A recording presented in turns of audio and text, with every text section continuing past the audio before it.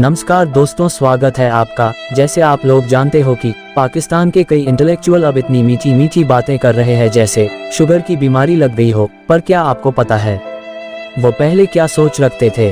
अब जब तरक्की कर रहे हैं तो इनकी लार टपक रही है। तो आइए देखें साजिद तकले उर्फ वाशिंगटन डीसी उर्फ आर रोना। मैंने आपको बताया था इंडिया ने बड़ी कैलकुलेटेड मूव की है। उनको बिल्कुल पता है आपके हालात क्या हैं, आपके इंटरनल इश्यूज क्या चल रहे हैं इसमें, ये उनको बिल्कुल कैलकुलेटेड पता है। मेरे ख्याल में सबसे बड़ी तजवीज ये मैं ये कहूंगा कि सिक्योरिटी यूनाइटेड नेशंस जो कि एक फेल इंस्टीट्यूशन प्रूव हो चुका है पिछले 72 ईयर से, उसको एक टाइम लिमिट दी जाए और अगर नहीं मानते तो वहां से अपना नुमाइंदा वापस बुलाया जाए। मैं इफ्तिखार साहब से एग्री करता हूँ, इंडिया के साथ सफारती रिलेशनशिप खत्म करने चाहिए। गांड फटे तो फटे, नवाबी न घटे।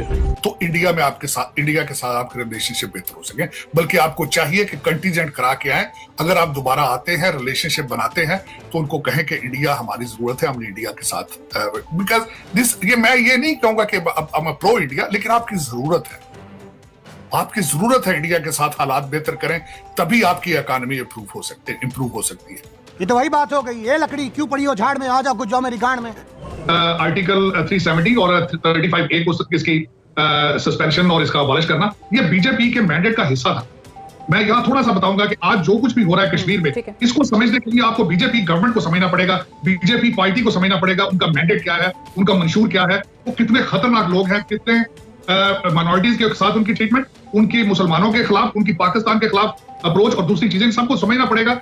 और मेरे ख्याल में ये क्या बात करता है यार। उसका मैंने उसका अपनी तरफ से जब इस वक्त खान साहब आए थे, उनकी टीम को अपनी तशवीश बताई थी कि पाकिस्तान आपका दौरा होने के बाद India is in isolation, India जख्मी हुआ है, इंडिया बौखलाहट में है। आप इस तरीके आप इसको किस तरह काउंटर करेंगे जब इंडियन लॉबी में आएगी डैमेज कंट्रोल के लिए, तो आप इसको किस तरह काउंटर करेंगे? मैं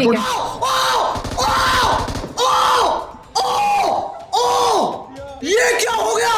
पाकिस्तान अमेरिका में मौजूद हैं कश्मीर के मसले के लिए, तो क्या वो आलमी दुनिया तक पहुंचा दिया गया है? वो मेरे ख्याल में खान साहब ने अपने आप को कश्मीर का एम्बेसडर मनवाया है और कोई कंपैरिजन नहीं है उनका मोदी साहब की स्पीच के साथ।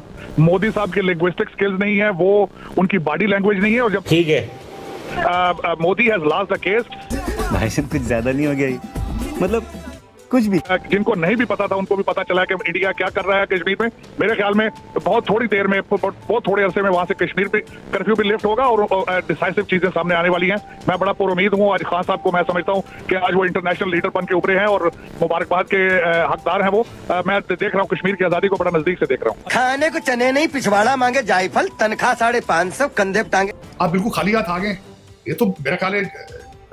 और रोड मैप भी कोई रोड मैप, कोई उन्होंने इस तरह की ऐसी बात नहीं की जिस पे कोई नजर आ रहा हो कि इनका कोई प्लान है, इनके पास टीम है, या ये कौम की या मुल्क की जो तकदीर बदल देंगे, कुछ भी नहीं है। बल्कि लोग आज जो इनके बारे में बात कर रहे हैं कि खुद भी बूढ़े हैं और इनके साथ जो सियासतदान है वो भी सारे बूढ़े हैं, और जो यंगस्टर हैं पाकिस्तान के, उनको ये अपील ही नहीं कर रहे।